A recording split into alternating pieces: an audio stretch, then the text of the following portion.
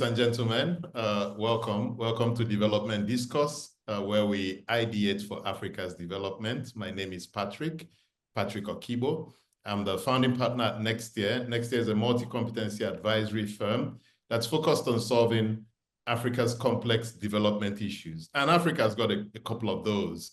And if we reference back to what Einstein said, the problems we're trying to deal with today, we can't solve them at the same level of thinking we're at when we created those problems. So we're constantly looking for new perspectives, new ways of understanding old problems to see if we can find solutions that work. And that's what we're going to do today with my guest, Dr. Jess Castellote.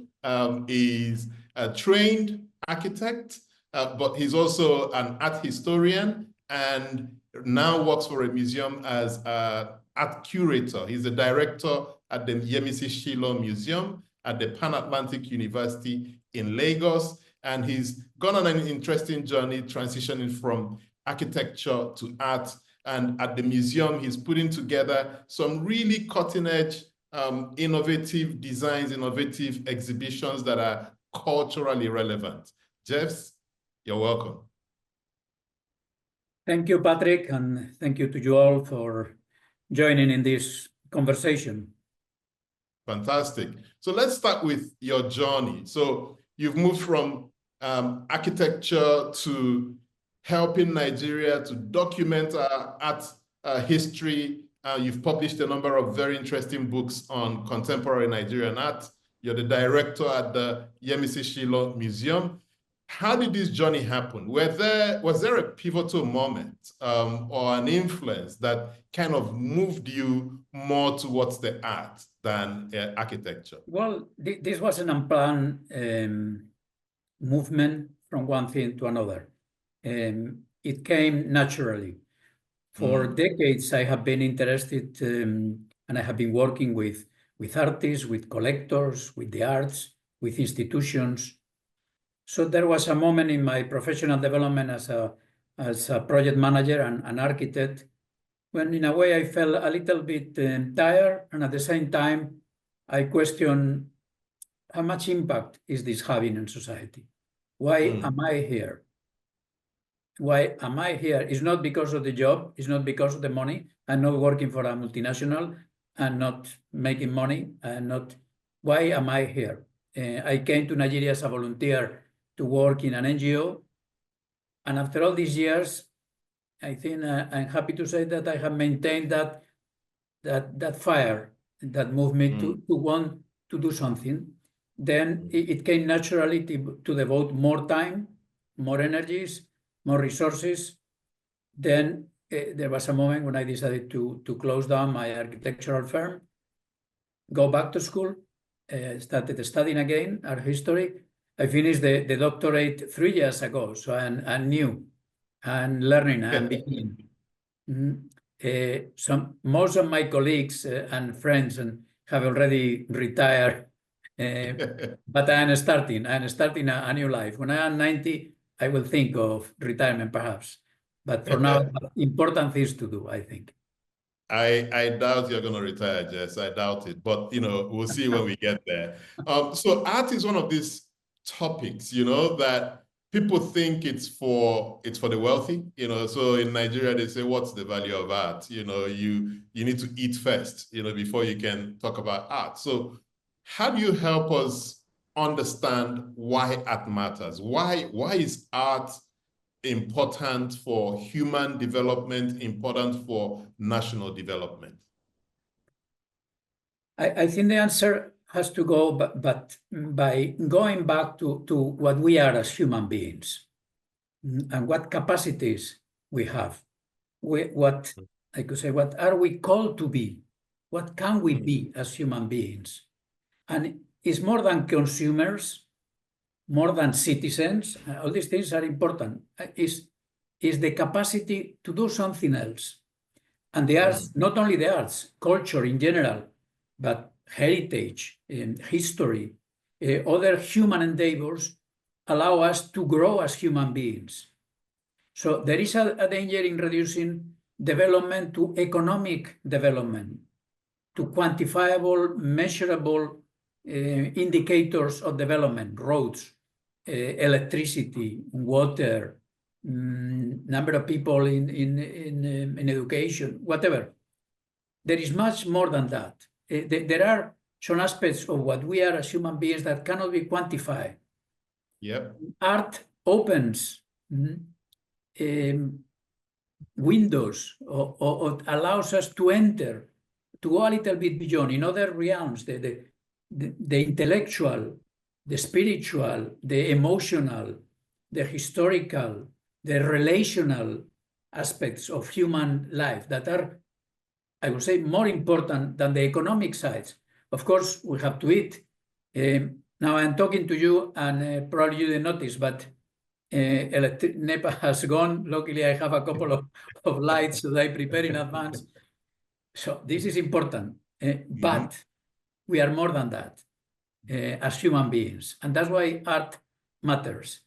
And sometimes the value of art is reduced to the economic value or the financial value of art. I question that. In fact, now I'm working on a book that hopefully I'm working with Professor Fabian Ajogu, the co-author for the previous two books, and we are working on a book that will have a title of The Values, in plural, The Values of Art.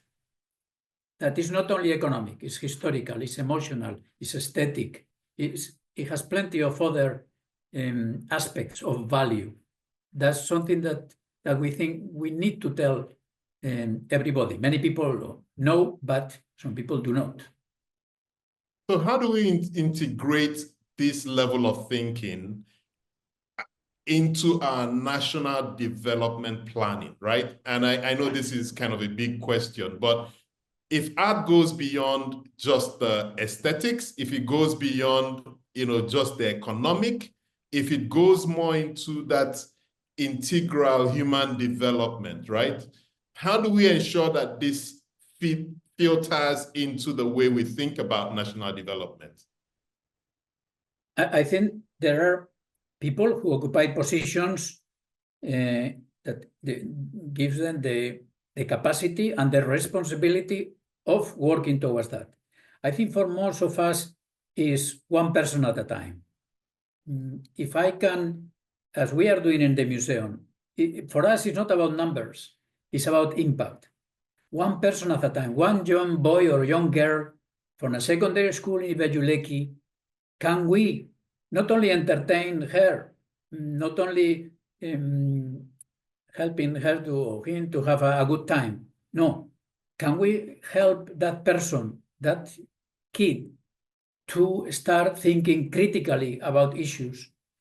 Can we help that person to question things, to realize that there is more, to be surprised by something, one person at a time, or two, or three, or four? Perhaps some people will say, but with this we don't change the country. Well, I will not change the country, but if you do the same thing and everybody who is listening to this does the same thing, we will change the country. So now, if I were the director of the National Council for the Arts, I will have to answer differently. I know. You have to talk about policies, about budgets, about plans. But I think for most of us, is that we cannot do something. We can do a lot, one-on-one, helping people discover beauty around us. I don't know if you read, a few weeks ago, I published in this day an article precisely on this, on everyday beauty. How do we do not need to go to a museum to enjoy, to appreciate, to be surprised by beauty? And you don't have to be rich to do that. A wonderful sunset is free. There are plenty of things that are free. Some of the best things in life are free. If there is something that you can buy with money, probably it's just something that is not truly important. And so let's talk about the artist here. I was reading one of your blog posts from one of your blog posts, and it was on Ben Osahe, who you also have a book on. And he said how can we continue to paint landscapes when we don't have electricity?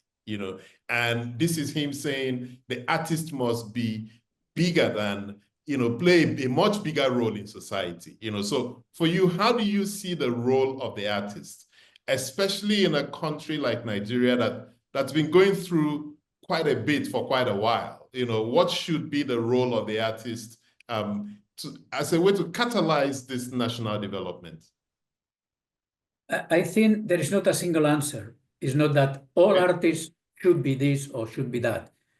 There are different callings, different capacities, different contexts, social and intellectual, and so there are many answers. But what is clear to me is that we need, luckily we have many, but we need more artists who realize that they can play an important role in society. Sometimes will be by bringing to the fore issues that are there, but perhaps we talk, but we don't address.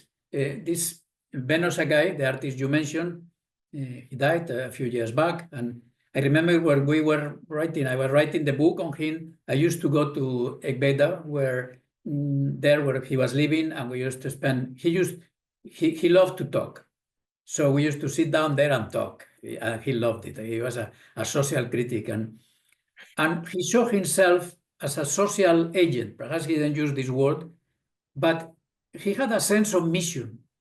I have to say this. I have to address this issue. It's not I have to sell more, or I have to be in the next Biennale, or I have to be more successful. No, I have to say this. When we were thinking of the title of the book, we said Benos Agai, Chronicler of a Society in Flux, is the title that we gave to that book, because that's the way he saw himself, as a chronicler. So he was putting in a beautiful way, very forceful way, very challenging way, in many of his works, issues that were there, corruption, or many issues. So his works were not about mere aesthetic beauty. They were about issues. He was addressing issues, whether it is corruption, or whether it is the value of money, or whether it is vanity, or issues. Now, like him, there are now quite a few among us. But when we talk of the creative industries, people think, oh, who are the ones selling, and how much, and galleries, and some of these artists who are doing something important, perhaps in a way relegated, or if not relegated, they are kept there, and they are not successful, apparently. In the commercial sense. In the commercial sense, but they are, some of them, successful in their circles. Perhaps they don't reach the whole world, but they can do, and they are doing. The reality is that we are quite fortunate in Nigeria. Nigeria, in this sense, is in a much better position than I was going to say most. Perhaps I would say all other African countries. The number, the diversity, the quality of the artists that we have. And I'm talking of visual arts, that is an area where I know a little bit more. Now, if you broaden it to other artistic manifestation, is even bigger. But just in the visual arts, we are fortunate to have a considerable number of competent, capable, committed artists. And if you looked at the art scene in Nigeria, and in fact, if we zero it into Lagos, which is a market that you do a lot of work in, what would you say has been the growth trajectory in the Lagos market? What are the factors that have driven that growth? And what are the impediments? What are the challenges that still need to be resolved? And what are your thoughts? Too many questions, but what are your thoughts on how to resolve some of these challenges? First, I think there has been an interesting trajectory here. From a time when what now we will consider artworks were considered, in most cases, objects used for ritual purposes, or for ceremonial purposes, or for practical purposes. They were objects. Say, before an object became an sculpture, in traditional society, it was a carving. It's interesting, the change of word. And the fellow who made that was not an artist. Not that he or she was not extremely gifted. No, he was a carver or a potter or a weaver or whatever. So he was a professional. It was something else. So from this, then some Europeans came. They started collecting first what they saw as exotica, but little by little, some of them realized that there was more than the different, the other, that there was quality there, and they were more. They collected more intentionally, and they were the ones supporting the system, the market, the incipient art market, the incipient art system. It was. We are talking here in the period immediately before independence, in the early years after independence. It was mostly expatriates. But this started changing. And by the 70s, you already have a small group of Nigerians who were collecting. And interestingly, they were not collecting what the most Europeans were collecting, that were masks and carvings and bronzes. No, they, in many cases, they saw it as not modern enough or not, whatever reason they have, but they were collecting more contemporary Western art. And the art schools started, mostly after independence, and then this group of collectors, I'm talking of people, some of them have died, with, like, for instance, Rashid Badamosi, who was a very powerful collector, like Samuel Akbaju, who also died. Like some other ones were still alive and very active, like Prince Shyllon, obviously, and a few others of that generation. They knew they have resources, all of them have enough money to buy, and they were buying, some of them, quite seriously. Prince Shyllon has a collection of over 6,000 works. This is, by any standard, this is huge. I guess this is the largest collection on the continent. Exactly. And probably, or most likely it is, in terms of numbers. And not only numbers, there are really serious works there.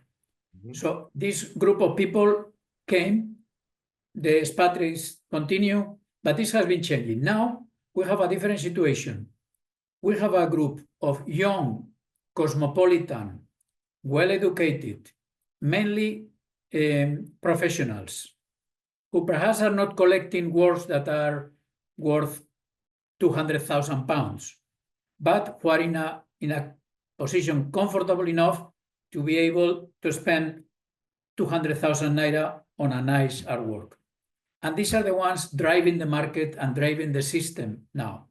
Because in Nigeria, in all art systems, you need like several legs. You need the creative people who produce art. You need people producing. You need people who collect art. And then you need a third very important leg. That is the people who interpret, who produce history, who analyze, who criticize. So broadly, we could say the interpreters. And then you need the institutional support, government and institutions. Now, in Nigeria, at the moment, the institutional support for art is very weak, very.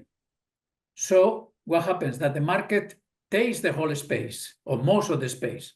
So collectors and the market, that is not the whole artwork, it's only a part of it. The market, in a way, covers the whole art world, because there is very little space for the institutional and for academia. Though we have a good number of schools that every year produce people with masters and doctorates in fine arts. Unfortunately, you look, for instance, a number of publications on Nigerian art last year published in Nigeria. Very discouraging.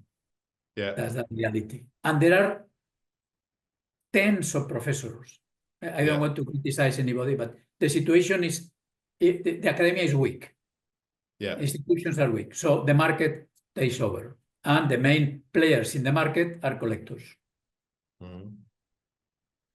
Okay, and so if you look at, say, and this is a question I've struggled with for quite a bit, if we look at like the Renaissance era, when you had the Medicis and the big families that, you know, were patrons to the artists, they moved art in a particular direction. In some instances, they let the artists express themselves. In other instances, they wanted the art to be about their family, and they injected themselves in the myth and the story, etc. And that's where you have like a few big patrons supporting the artists. Now, the reverse is the case in Nigeria, where you've got smaller, a lot of patrons who buy for whatever reason, either as for the aesthetics or for a store of value, or, you know, to just be part of the storytelling, whatever it is. How is that then shaping our narrative in Nigeria, shaping the way our society is evolving vis-a-vis when you had just a few patrons, you know, who supported the art? Are you seeing any clear distinctions? Yes, there are. That you refer to the Medicis. The social, the cultural, and even economic context where these transactions were taking place were completely different. But nowadays, here in Nigeria, there is still a substantial difference between what is happening in the art world or art system in Nigeria and what is happening in many other places in the world. Here, most of the transactions are personal. By that, I mean this. You know an artist in Abuja, and you call her or you call him, or you go to visit her, or you see an artwork of her there in somewhere. And in many cases, though this is changing, you can still contact that person directly. And then you establish a personal relationship. And this changes everything. In the West, is now very rare. You buy in art fairs, you don't see the artist, you don't meet the artist, you buy through galleries, rarely you will meet the artist. Yeah. You buy through dealers who will not want you to meet the artist because they want to have their cut, and they are there precisely to do that. And I understand it, they are playing an important role. So it's a different relation between patron and artist. In a way, there are few patrons in the West now. There are many buyers. You know, the art market globally, I read recently, last year, it was around, I think, $62 billion. The size of the global art market was $62 billion. Now, Nigeria has a 0.000% of this 62 billion. Because even of Nigerian art, yes. But yes and no, because, you know, I used to publish an art market report. I don't know, you remember, in the late 80s, analyzing the market. It was not about the art, it was about the art market. And there was, for some years, in volume and in price, the highest was Lagos, the highest location for the buying and selling art. But this changed in the early 20s and the late in 1920, when first Bonhams, then Sotheby's opened African auctions in London. Then there was a quite sudden transition from Lagos, that started going down, to London, that started going up. And then in value, London became the main place for buying and selling African or Nigerian art. So much so that you have, I will not say many, but you have some Nigerian collectors who will take a plane to London the day before the auction, buy an artwork that was in Lagos 4 weeks before, buy it in London, and then bring it back. In the process, pay several times more than what they would have paid here. Yeah. This wasn't crazy. It's not that these people didn't know what they were doing. If I buy an artwork in Sotheby's or Bonhams, immediately it gives me something. And if I want to sell it, I know I'm in a very good position. Yep. Because this came from whether this is a guarantee of value or not, that's a different thing. But it gives me, I can present this. Now, if I bought it here from so-and-so who had it from his uncle, who had it there somewhere in Shomolu, and it's going to be different. So it wasn't crazy on their part to go to London, buy it. Some cases it was that it wasn't available here, and it was only available there. But so this changed, and it's changing now. Unfortunately, we don't have any auction house now. Art house, Mrs. Shyllon hasn't had the auctions that she used to have for years. So there is a change here that is taking place. I don't know where we are going, but definitely there is a change taking place now. Very good. Now, so let's talk a bit about museums, right? You know, museums are really important in the story we're weaving here. They are custodians of identity. They could play a much bigger role. How do you conceptualize the role of museums in building, one, national identity, you know, two, playing a role in just driving national development? Broadly speaking, museums, and what does that mean for you at the Yemisi Shyllon Museum? I'm glad that you say this at the end, because I was going to start saying, for us, the issue of building national unity is not an issue. It's not in our mission. It's not what we are trying to achieve. The important thing here is that we talk of a museum, but there is no museum. There are museums. And each of us, each one has or can have a different mission. So what is the mission of the museum where I work? I can tell you. We are within an educational institution, and we see our mission not as changing society in that sense of the big national issues or national development. No, we see it as the impact that we can have on persons. So when we always say, in our case, that we are not a collection center museum. If I were the director of the National Museum, for me, the most important thing will be the collection. I have a heritage in my hands. What do I do with it? That will be the main question. So it will be about preservation, about documentation, about dissemination, about display. But I am not in the National Museum. Let me take another example. If I were the director of the Randall Center here in Lagos for Yoruba culture, my mission will not be national. It will not be the educational mission that we have at the Shyllon Museum. It will be a different one, to promote, to push something else, related in this case to Yoruba tradition, heritage, culture. Now, if I were the director of the new museum in Benin, I will still have a completely different mission. That, in some ways, it could be related to these big national issues, but again, it's more circumscribed, it is smaller, but more focused. So there are many museums, there are many missions, and depending what the mission of the museum is, why we are, this is something that in our museum, we were very fortunate. We opened in 2019. Then for us, COVID was a blessing in disguise, but a blessing, because we opened the museum and a few months later we had to close it down. And then we remain working from home, but we remain working. We work all of them full-time from home. And it gave us time to think, to ask ourselves, what do we want to achieve with this museum? So the result of those months there was that we produced I don't know if it was good, but at least a well thought out strategic plan that defined first our mission. Because initially we thought we want to change the world. We are here to change how museums are in Africa.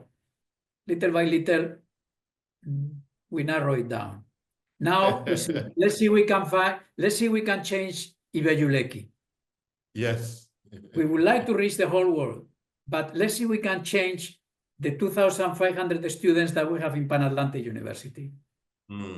later on, we will see whether we can do more. Perhaps we are not ambitious enough, but we are much more focused. Say, what can we offer to these young boys and girls in a university like Pan Atlantic University? What can we offer that is of value? We don't have a faculty of fine arts in Pan Atlantic University, but we think that we are a very useful unit to the university. And when people ask what, from the Vice Chancellor to everybody else, we repeat the same sentence. What is our role in this university? Facilitating critical thinking. It's not entertaining the tourists. It's not to promote Nigerian art, and we are an art museum. It's not to preserve a heritage, though we try to preserve a heritage. No, it's to help people through art and with art and using art to go beyond art. So, for instance, now we are designing a program on civic transmission of civic values through art. How do we transmit respect, solidarity, integrity, etc.? How can we help these young boys and girls develop or question first themselves whether the most important thing for me to do is to get a job in Canada as soon as possible? We need leaders in Nigeria, and these leaders have to come from the people we have, not only in the universities, other institutions and outside education. How can we help them realize that there are other things that are, in a way, more important than their professional development? And we are a university, and we have to be serious in offering a quality university education, professional. But so as a museum, we are engaging them on critical thinking. This is important. And I really like that idea. And while you were talking, an idea occurred to me, which I've kind of grappled with for a bit. If, for instance, we said that we're going to pass, and I know this is hypothetical, all Nigerian civil servants through your museum, they would spend 1 year in your museum, engaging with the art, engaging with the thoughts, the knowledge, the philosophies, etc., and we spit them out on the other end 1 year later.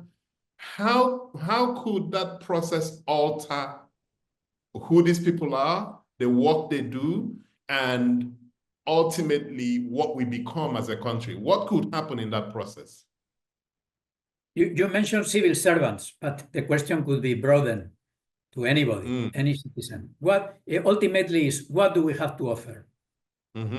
Now we ask ourselves, what do we have to offer? We ask ourselves. You know, in our museum, we have like a little in-house joke that the other 5, because we are only 6, the other 5 know that many times I come in the morning, we meet there, oh, good morning, how was the night, this and that, and they know that many times I'm going to ask them a question. They are ready. And the question is, why are we here for? Like a joke, because it's the same question repeated again and again. Is why are we here for? And they and I know what they are supposed to say, what they want to say, and I know what I am expecting them to say. We are here to offer a service to society through art. And how do we do this? By engaging them, blah, blah, blah. And then, okay, so what do we have to offer? We have to offer, it's like opening windows, allowing people to discover some things. Now, if you bring 100 civil servants or 100 whatever, many of them will be busy looking at the phone. They will not see what is outside the window. They will be sending messages. They will be concerned about the generator in their house that has to be repaired, and they, fair, I understand it, and I'm not criticizing it. But if there are 1 or 2 there who suddenly are surprised, are touched, and then they start asking questions, they start looking, and then we can engage them. Then we can give them resources and tools to advance that. Then is when we can have some impact. I have just finished writing, and probably will be published next week, an article that I have titled "Learning to See." It will appear in the newspaper next week or the following one. Yeah, I have already sent it to the newspaper. And it's learning to see.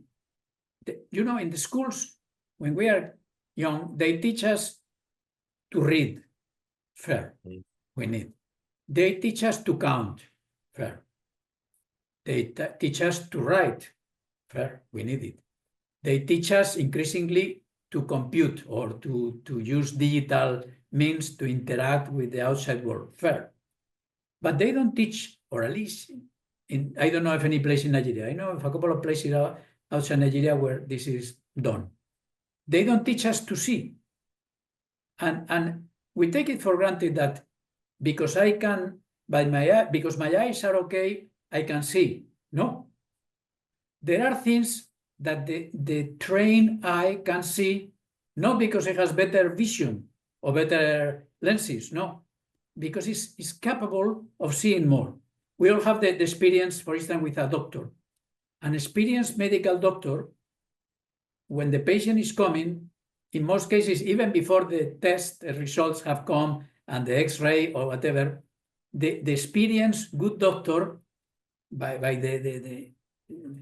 the skin, by the way this person looks or moves, say, oh, I think this person may have this problem. Now, I look at somebody and I cannot notice anything on his medical condition or her medical condition by looking, because no. So learning to see, now apply to the visual arts, is learning to see. I wish we could help more people to learn to see. To learn to see in ordinary life, not only in museums. This is something that if at the end of this 1 year, it will be tough to have somebody like this for 1 year, it will be tough. But if at the end of the year, that person were to go out with a greater capacity to see things, to notice things, to appreciate things. You know, the museum that you see behind me, the building, this is concrete that is stained. And it's rough concrete. That's why it's not homogeneous. And it has an extraordinary quality. Yesterday, I have a visitor. It was a young artist who is doing, she studied abroad and saw us, and an artist there. And she's doing a residency in Nigeria. And I told her, let's go out and touch this and see it at close range. It's extraordinary. And it's just, it's concrete that is reddish, but it has a wonderful quality. Now, many people will come to the museum and will not realize, okay, most will remember that it's orange, but little else. Some of them will think that it's made of metal because they will not have looked at close range. That's one of the things, there are many others, but this is one that comes to my mind that I would like people coming here and spending some time to go out with. That's why for us, the tourist, the casual visitor who comes, takes a selfie like this, like that, and puts it in Instagram. We don't care. We don't care. It's wonderful, very good. We encourage people to put a photograph in Instagram, but this doesn't leave anything behind. We want. Well, how does that process work? You know, so I'm trying to get into some of the things that you do at the museum. For instance, we have been working quite a lot in the museum on object-based learning methodologies. We haven't invented anything. In Nigeria and in Africa, there are very few places where people are using it, we are pushing it. But in others, it's more. So we start with objects that you can touch. In some of them you cannot, but objects that generally you can touch, you can see, you can engage. And then you start from there and you start asking questions. Who made this? What was it made for? What material is made of? What was it used for? Was it, again, to decorate a wall? Take, for instance, we have that in the ground floor, in the area where we have more traditional knowledges, we have several of these divination trays, the opoinfa, the trays, carved. Okay, there is engaging. Who made this? How was it used? So it's a process. How do we do it? By engaging first with the object. And through the object, start asking questions. We repeat there in the museum that we are a museum. Before, we used to use an expression that is very common in the US. That we say, we, as all university museums, we are a teaching museum. Till one day, thinking about it, we thought, we thought, are we a teaching museum? And we said, not really, because we are not in the business of teaching. We are in the business of people learning. So for us, what is important is not to teach you. We are not here to teach you. We are here for you to learn. And if you learn, we have succeeded. So how do we do this learning? By helping you learn by yourself. We don't give lectures. We don't teach. So when we have, for instance, kids from schools, we explain a few things, but we don't give them lecture because after 2 minutes they are bored. And we engage them, say, okay, do you see this? Can you draw it? First reaction, I don't know how to draw. Nobody has touched me. And then we tell them, don't worry, draw it. And in the process of drawing it, they have to look at it visually. And then they start engaging. Then you can move. So how do we do it? By engaging, and this requires time. That's why we are not keen on brief visits. Even with the schools, we try to convince them, can you come for a day, a whole day? And then we engage you. And can we start with secondary school children that can also already engage in conversations that are more meaningful? So, okay, we are learning also. We are starting on this, but we are clear about what we would like to achieve and how we would like to achieve it. Yeah. I have a question that probably combines your architecture and art. If you had a blank check and you were to rethink, redesign, recreate any open space in Lagos to really reflect our personality, who we are, our energies, etc., connect us to our past and our future, blank check, where would that be? And what are the features you put in this space to reflect who we are and give us hope that we can achieve our future? First, I will ask myself, what do I want to achieve? Then most likely, I haven't thought about it, never thought of anybody giving me a blank check for that, but probably I will say, can I start with people, with the persons? What can I do that is of value to, in this case you mentioned Lagos, that is of value to Lagos? Then I will think of the pedestrian. I will, if I had a blank check, I will start with urban architecture or urban issues, not with architecture, not with a wonderful building. No, I will spend my money on sidewalks, on planting trees, on creating urban spaces where people in a safe, clean, and conducive environment can meet. What can we do with the street vendors? This is a big problem. They need to be there. I understand. The solution is not to bring a vehicle and take their poor people there. They have to survive. This is not the solution. But what can we do? What environment? Now, some elements of the solution go beyond the merely architectural, obviously. But from an architectural point of view, what can we create? How can we create spaces that serve our needs, not for the tourist who comes, oh, wonderful. No, for the woman or the man who is there sitting by the sidewalk, selling something that is of little value, but is all she has. What can we offer for them? What can we do to make it better, that they don't have to be there under the sun? And with all the fumes of the cars and all. So if I have a blank check, I will start with a regeneration project. Perhaps I will start with Lagos Island, the old Lagos Island. Many things have been lost, but there are still many things that could be. Perhaps some streets could become pedestrian streets, clean, safe. I don't know, perhaps I will move in that direction. Definitely not in creating a building that later, this was designed by Jess Castellote. I don't care. But the people there,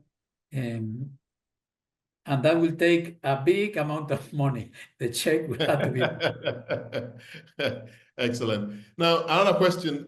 If you could go back in time and if you could work with any of Nigeria's historical artists, who is the one artist you'd love to sit in the studio with or hang out with and create a project with? And what project would that be? There are quite a few, but what I have been fortunate of working quite closely with a good number of artists. Let's say it's not only Beno Sagai when I did the book on him, or Kola de Oshinobu when I did another book, or the first book that I did that was on collectors, and in the process I had to meet many artists. For years I have been visiting artists in their studios. Many of my weekends have been spent visiting artists for years, now less, but for years. So I don't know whom. Perhaps I will choose one that is still alive and is not well known. Okay. Probably if I say the name, nobody, or if anybody knows him, I will be glad. Chris Afuba. And who? You know him? Chris Afuba. Okay, you see, I have seen it, but I have no. Okay, so he's a 74 or 75-year-old man. He used to be the head of department in IMT Enugu. He's now retired, but he's still working. Every time I have gone to Enugu in the past years, and I have gone quite frequently because I have a couple of projects there, I used to go to his studio, and I always said, I wish I had more time to be there chatting with an old wise man who always having very interesting ideas. And so, okay, I could say, okay, I would have loved to meet Ben Ngwongu. Yes, definitely. Or Chris Okeke. Yes, definitely. Or others. But I think I'm very happy of having met at close range, having met Beno Sagai there in his studio. And he was a very simple man there, and we used to have great time chatting. Another idea I have is, you know how we think that we're really divided as a country? You know, we think we're divided by ethnicity, we think we're divided by religion. Somehow, I think if we ask the question of how do Nigerians see like aesthetics, you know, what's their preference for art? And if we could form like a word cloud of what they describe, I tend to think that we will say this kind of the same things, you know, and if that's the case, shouldn't we be thinking of how to use art to create something bigger than religion, bigger than ethnicity, that would hold us together, you know, something that is more unifying, that breaks down many of these lines and can give us something to look up to in building that society we want to live in. What are your thoughts on this idea? Let me start with a small sample. We organized last year an exhibition that we call Arewa, with interrogation mark. And it came out because we were thinking here in the South, most of us, even professionals of the art world, like myself, we know so little of what is going on up north. We don't know. We have a series of prejudices, of misconceptions, of ignorance, and we think, okay, up there, not much. And we said, let's question this. Let's see what we can. So we invited a young curator, young lady, Aisha Ilma, and she's based there in the north, and with her we came in contact with, I think it was over 40 artists from the north. We managed to bring their works, and we organized a wonderful exhibition that was at the museum for 3 months with over 80 works from the north. And for us, for me personally, and I think for most people who saw it here, was a discovery. And it broke barriers. And really now I look at the North, whatever is the North, that's why we put it in interrogation, because there are many Norths, like there are many Souths, like there are many Nigerians, Nigerias. But it helps us, and not only me, to come and say, we are part of something that is larger, and we share a common language, and we have some common concerns, and we are, in a way, part of the same, not family, but part of the same unity, or the same, we are part of something larger than us. So, and this came through contact with artworks.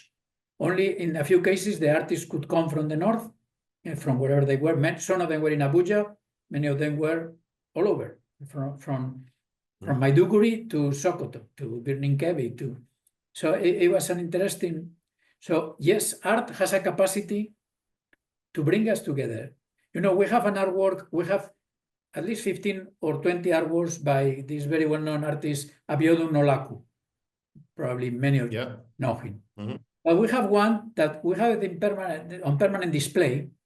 That is, you remember a few years ago, probably in the late 80s or early 90s, now I don't remember, a Nigerian footballer, Sam Oparaji, died on the pitch. You remember? In Lagos. So then Olaku did a painting that is a figure with a football in the hand, a large crowd down there, and this person is the footballer, is alone, and the large crowd is there. And we use it a lot when bringing people say, what are the issues that unite us in the country? Football is one. When Oparaji died, we all felt it. And there's nobody said, but he is Igbo, I don't care. No, he is one of us in the team, in the national team, and it was felt mostly across the country. Even myself, I felt it. So now, football is not the most important element for unity, obviously, but there are things, and art can do that better than football. Exactly. Exactly. I believe that. Now, but this has to be explored. This has to, in this case, it cost us good money locally. We got somebody who put a little bit of money to put together, because just the transport of the artworks from the North, here it was millions. And they bringing it back and forward. So luckily we got somebody putting some money. So these things also need money, need resources. We were lucky to get a competent curator, knowledgeable, who have access and who knew more than what we knew. But it's possible, and art can do that. And you know, for the audience, we're going to open it up for Q&A in another few minutes after this question. Please use the Q&A tab to type in your questions. I'll read them out and I'll give full attribution to who posts the question. But Jess, again, this question about the importance of art, right? If, for instance, the government, because it's the government that typically does stuff like this, bans art for like a decade in Nigeria, what could happen? Would we miss it? What would change in our everyday experiences, in our everyday life? I think very little. First, the power of government is very limited. You think an artist is going to stop because a politician or a civil servant or somebody somewhere in Abuja decides that art is banned? Do you think an artist is going to stop? So no. you can't sell, you can't exhibit, you can't visit any museums, you can't go to any galleries. We will have other avenues. We will do public art. Let's see what Jalili Atiku is doing of performances. Say music. Okay, you can ban performances of music in certain venues, but people will continue singing in the shower or singing. You know, there are things, and art will take something, will change the format or the media that the artist will use. The market will change, definitely. But if I like art, even if I cannot go to a gallery, I'm sure I will continue knowing of some artists and I will be talking with them. And if buying is forbidden, perhaps I will have other arrangements with them.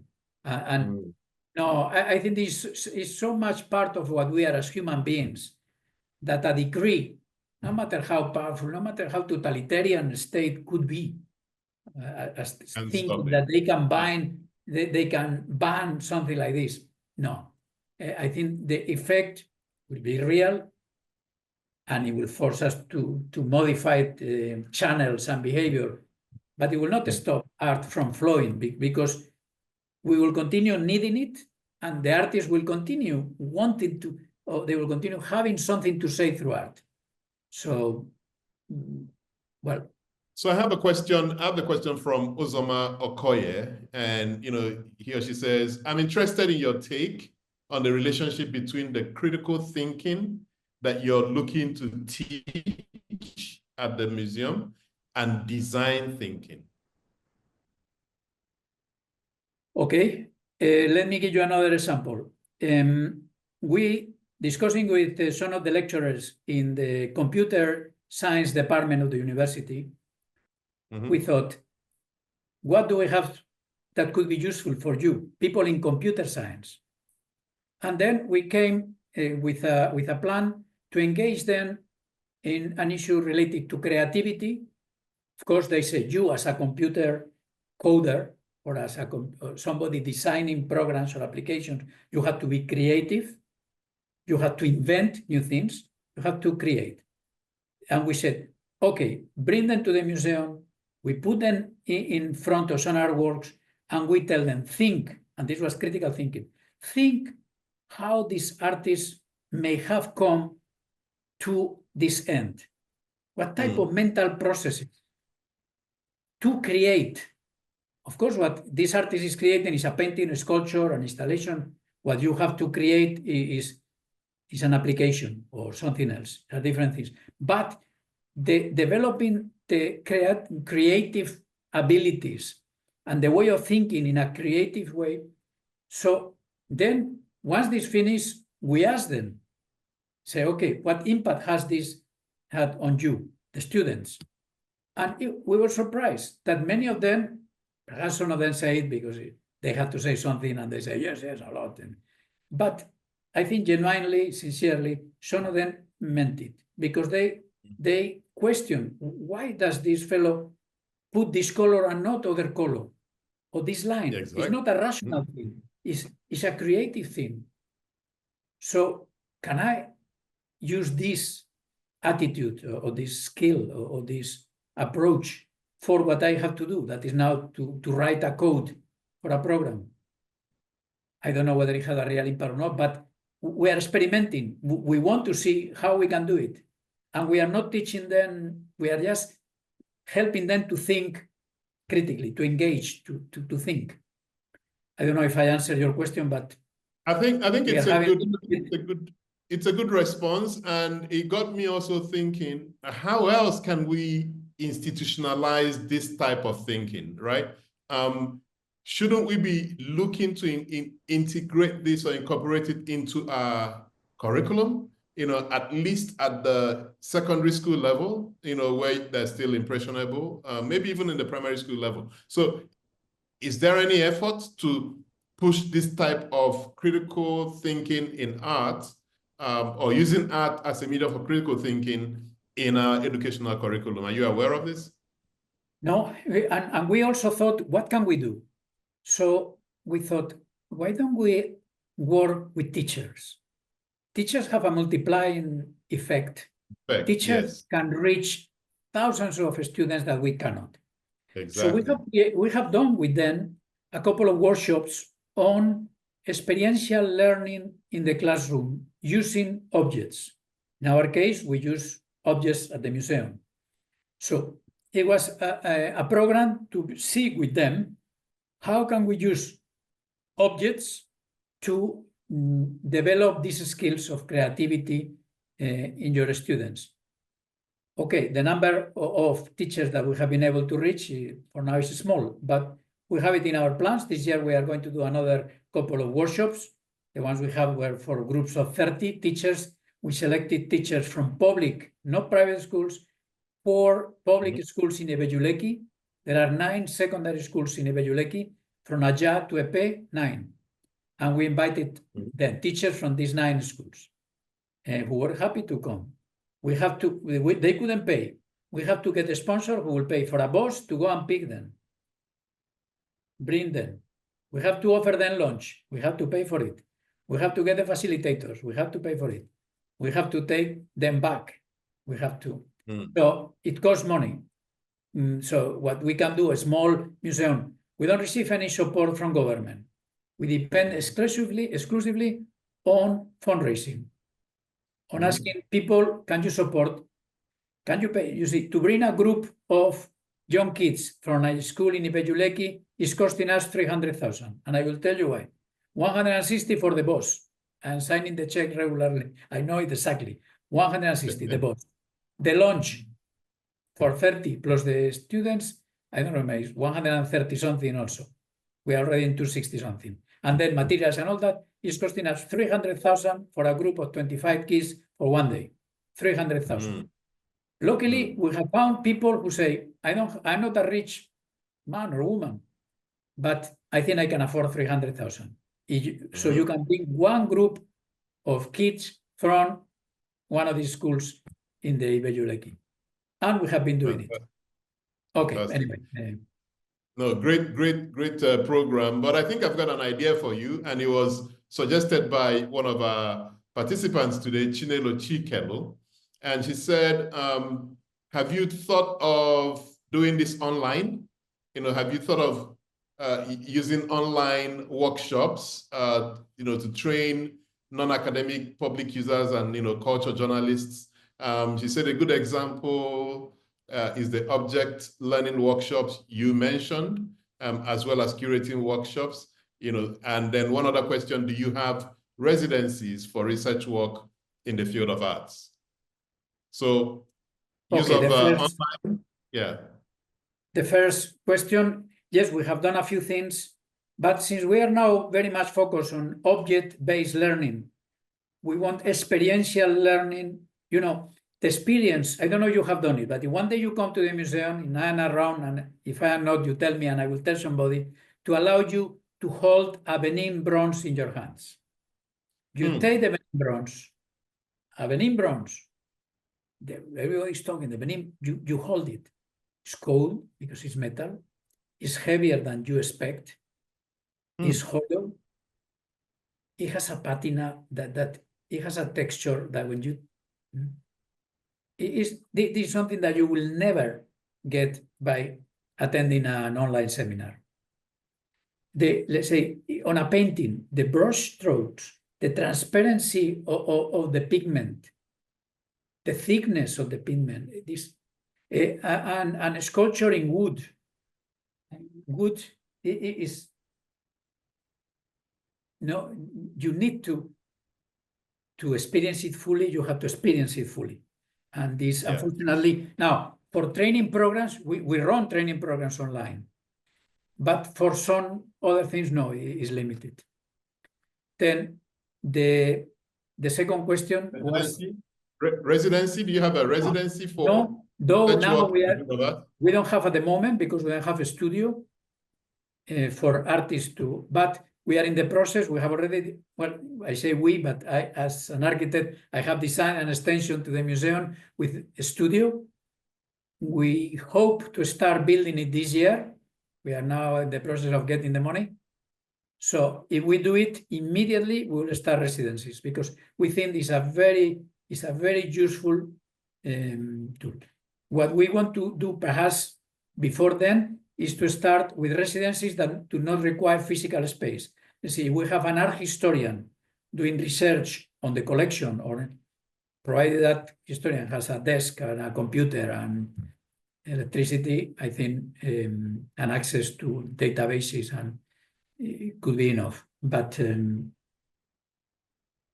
one more question, Chinelo. She says, how can a non-trained person who loves art and is inclined to art curation and art process as a means of impact and intervention in communities start? So she's non-trained, she wants to start. How can she start this process? Where can she get trained, etc.? Training, obviously, is important, but I will start by doing. When we started the museum, I have no idea. I was an architect. I was not a museum. Since then, okay, I finished the doctorate in art history. I got some learning, a few things, but not much. I have read probably hundreds of books, and I have done. Now, but the important thing is experimenting. Now, for that, you have to be in an environment that facilitates that. If you were in Lagos and you were ready to devote time, I will tell you, come and let's talk. We will see together what we can do. Whether you can come for this, whether you can start by being a volunteer that is just like not a guide, but who is there helping when we run one of these programs. Then perhaps you can design something and we experiment it. Perhaps then you can start taking care of one of the experiential activities with kids, and you see how they react and how they learn.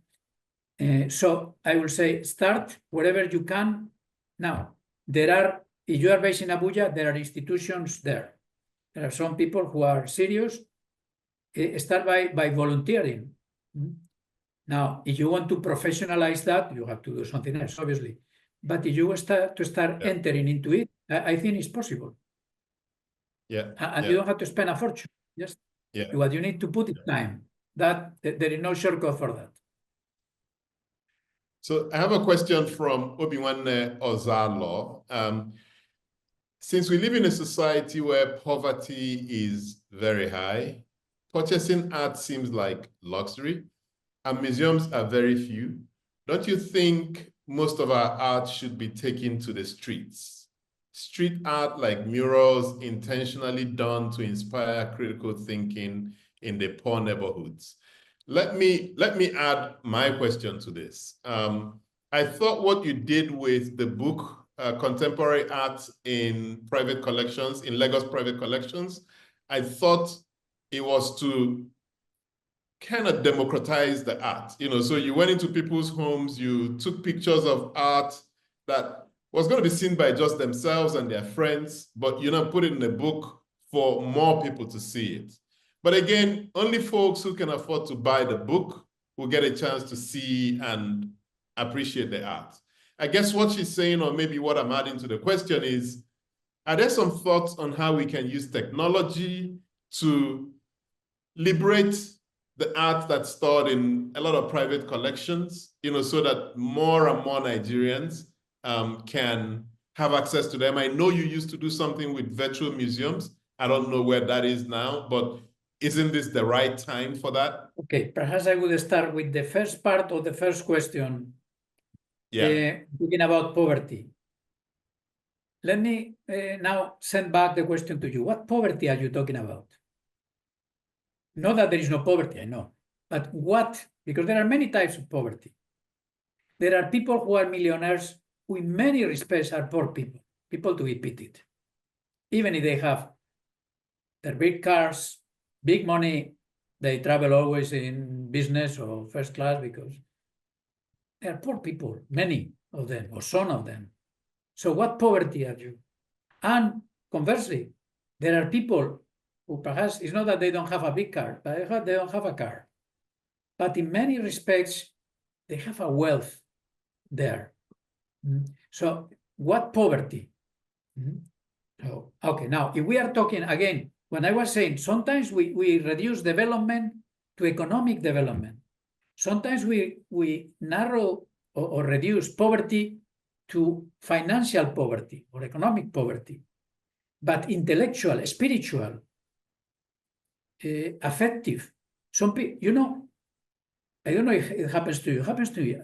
Going to some places in Europe, you see old people who have money, but who are alone. This is terrible. I know a few. How hard it is to be alone, even if you have money. That poverty is worse than the one of somebody who perhaps doesn't have a generator, but who has a family who has people who love him, who feels a company, who has friends. Who is the poorer man here or woman? The fellow who is there in wealthy somewhere in Europe, who has social security, who have investments, who have money, but who is alone, and there are millions of them, or the other person who is the poorest. I will be a little bit careful to say this guy is the poorest. If we reduce it to financial, obviously, this is the poorest because his per capita, his income is very small. So, okay, so probably I have gone tangentially to haven't answered your question. But then on the second part, public art, I'm fully with you. We need to do that. And not only government, not only the state, the government, us, in our environments. And for that, okay, to get a very expensive artwork, we need money. But there are things that we can do. I don't like the word beautify, that I don't know who invented it. It doesn't, but the idea, I like it. It makes things more pleasant, even if they are not artworks. So cleanliness, order, all these adjacent or ancillary or support elements of beauty. I think we can all do something. And definitely I would love to have murals and statues and public art and public performances to bring art to everybody. But the sample of Prince Shyllon is wonderful. He could have said, this is my collection, either I sell it and because it's worth good money, or I just keep it, and he said, no, I bring it out for people, for you can come and see it. Now we will charge you a little bit of money to enter, but we are now in the process of doing some fundraising, and if you know of anybody who can help us, please. We want to get somebody, a company or an institution that says, I give you the 10 million naira, only 10 million naira, not even $10,000. And with this, we made the museum free for everybody. We are trying to get somebody who says, here, how much does it cost to open the doors for everybody? Now we open for them for children, but for everybody. How much would it take? I tell you, with $6,000-7,000, we do it 1 full year. I wish we could do it, but this is just one case. We need public art, yes. And now your question, Patrick, I have forgotten already. So my question is, so I visit some of the wealthy Nigerians. The virtual now. You see a lot of beautiful art. You go to the offices, fantastic. Some of the best Nigerian art are in offices of CEOs of banks and in their homes, etc. But Nigerians may never see the diversity and the beauty of these works. And because we don't have a lot of museums and so on, I was thinking maybe it's to go back to like some virtual museum, so some project I'm trying to seed an idea to you to say maybe it's a virtual museum that goes around, takes the same thing you did with the book on art in private collections, Lagos private collections. In our case, we are now working in partnership with the Google Arts and Culture. That is a big platform, and they have the resources and the capacity. So they are digitizing many artworks. In the case of the ones in the museum, we're in the process of digitizing them and making them available in very high resolution. They have brought to the museum an incredible machine. It's not a camera. It's an object there that takes around 20 minutes to photograph one artwork, because it goes inch by inch, it moves, and it's in more resolution than the naked eye can see. The camera can, because it's just, okay. This is, but let me send something back to you. You are asking me whether we could do something. Let me ask you whether you could do something. Could you in your company, and all of you listening, get this year, or put in the budget of this year, take a little bit from the Christmas party, or take a little bit from whatever party you organize, Can you buy one artwork that you put in a public place in your office? Now, if 1,000 companies were to do a little thing that will not change their budgets, and were to put one artwork by the reception or in a public place there, then millions of people will see artworks, or many more artworks. Of course, it's not the solution. We need museums, we need public art, we need virtual museums, we need many other things. But I always start saying, what can I do? It's very little. I'm not changing Nigeria. I'm not solving the problem at all. But if somebody comes to my office and sees an artwork and says, wow, this is beautiful, this is wonderful, that's okay. That's already something. Yeah. And this is something that all of you can do. In that instance, we are guilty as charged because our office is almost like a museum, you know, but yeah, because we really love art. Anyways, we've got a question here from my friend Olumide Olaniyan. What is the future of, he says traditional art, but I can also add contemporary modern art and AI in Africa? You know, so what's AI going to do to traditional, modern, contemporary art, African art? First, let me tell you that I don't have any crystal ball and I don't know the future. Yeah. I don't know. But there are trends and there are things that are happening that point in some directions. I think AI is a tool that is here to stay. Well, it will evolve, it will change, it will have some problems, okay, but I don't think we are going suddenly to lose this capacity of machines to generate whatever they generate, whether it is images, content, whatever. So now this is a new tool. When, for instance, the first photographers a long time ago came, nobody thought that this was an art form. They only show it as a way of documenting either historical or ordinary events. It took decades for some people to say, perhaps photography could be an art form. You know, before painting, there was no painting. It looks like an obvious thing, but it's a fact. You ask, when did painting on canvas start? It's a relatively recent, in the Renaissance in Europe. That's 500 years. In human history, this is not much. So, and now, why is it that there was a time when the main artistic form were glass and light, the stained glass in the cathedrals in the medieval period in Europe? And now, rarely somebody will think of glass and stained glass as an art form. There are still some people doing it, many, and sometimes you see it in public and private spaces, but not as a mainstream. Things change. I don't see any problem in using tools that AI can give us. Now, but at the end of the day, it is like a camera. You talk with photographers, they tell you, cameras do not take photographs. Photographers take. So you don't get a good photograph because you have a $5,000 camera.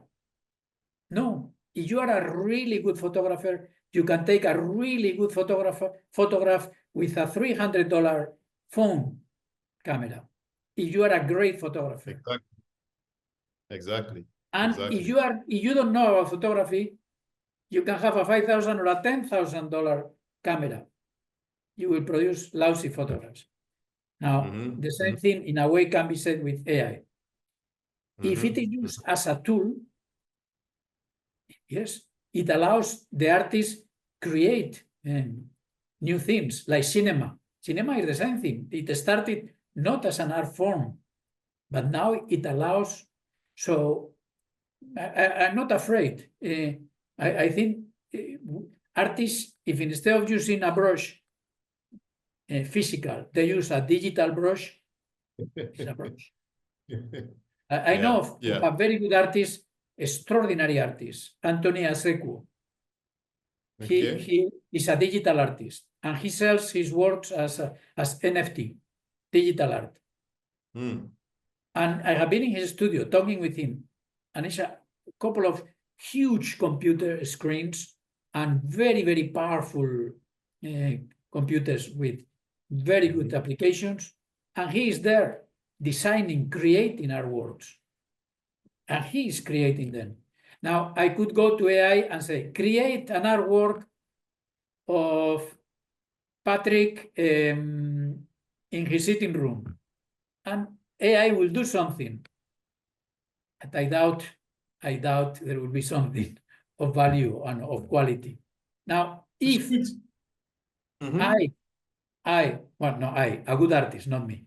If a good artist goes and uses an AI tools to create an artwork of Patrick, probably he will do something, perhaps technically not better, because all the process of the small representation, the computer does it better than any hand.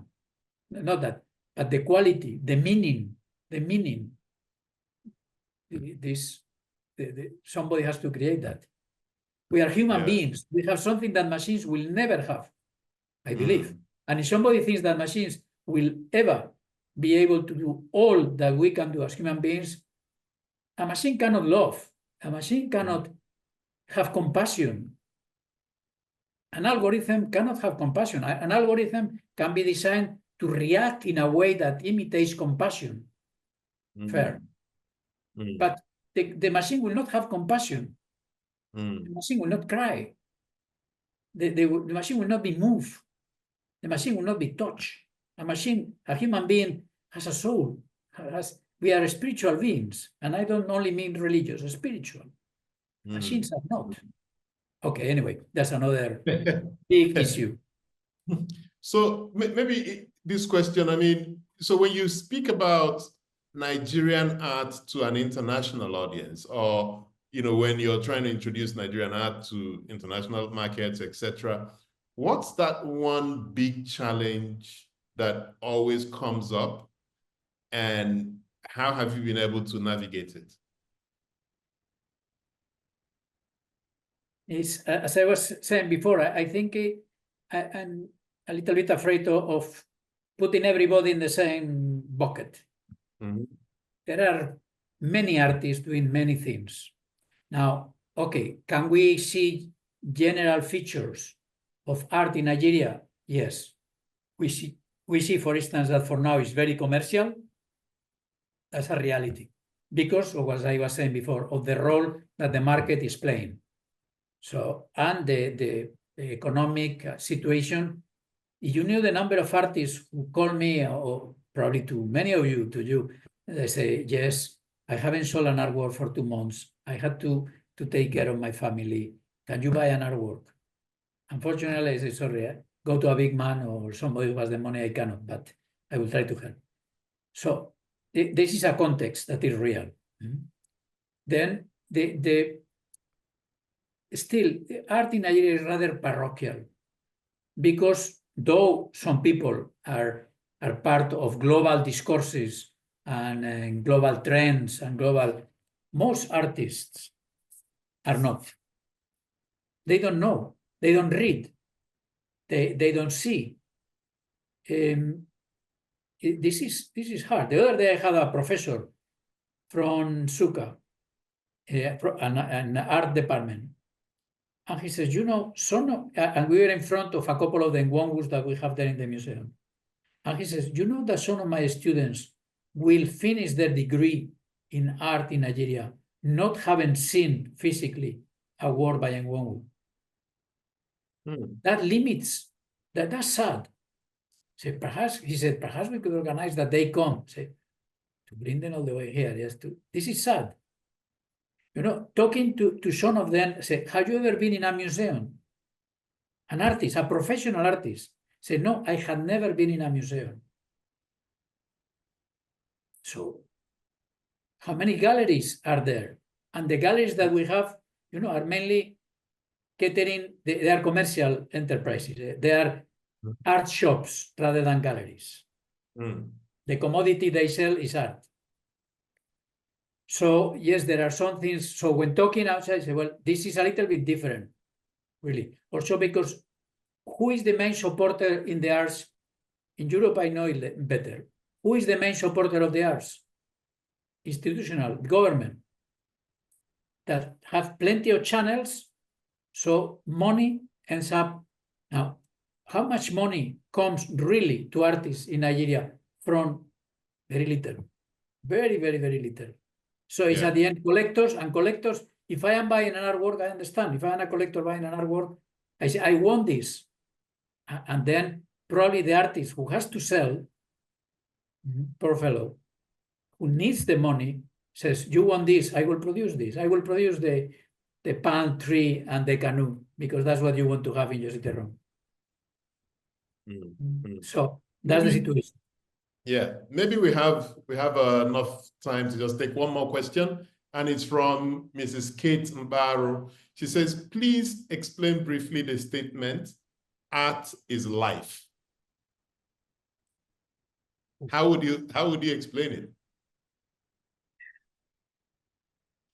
it? Perhaps I will change it and say, think about life as an art rather than think of your life as the possibility of creating beauty, of enjoying beauty, of transmitting beauty, or transmitting meaning, all the values of art, meaning, beauty, tradition, identity. So I think it's a little bit of a cliche. This art is life. Yes, definitely, because art is alive, to be true art. And art works with the environment, with life around us. Art is not out there. No, it is inserted here in our lives. So in that, but well, I will have to think about it. I'm glad that you asked this question. If we meet again in another, ask me again. I haven't thought much about why, though I have also repeated this sentence, I have to confess, but I haven't articulated. I hope I can do it. Excellent, excellent. And just to say that as we come to closer to the end of this edition, on April 23rd, I have a guest who I've been really looking forward to talking to, Ambassador Joe Keshi, and we're going to speak on the new global order and how it's evolving and what that means for Nigeria and the rest of Africa. But before we bring it to a close, Jess, maybe one last question for you. If there is one challenge you could change in Nigeria and Africa, what is it, and how would you go about changing it? I will be quite positive and say, look at the many things that we have that are better than what they have in other places. Really, I'm in a privileged position, I think, that I can see, well, many of you are also in two worlds, but how many wonderful things we have. For example, friendship, how easy and how strong the family, the extended family. Sometimes it may be a little bit of a nuisance, but this is a tremendous gift, tremendous strength that we have. So look at the positive things, because there are so many negative things around us, really, that sometimes we get a little bit discouraged. Be optimistic, be positive. I will say a word of optimism, that we are not so bad after all in many things, though, and not oblivious to the problems that we have. Jess, thank you so much for joining me today to talk about art as a catalyst for national development. I really enjoyed this conversation, and I'm sure we're going to do it again. Okay. Thank you. I hope you all come to the museum one day.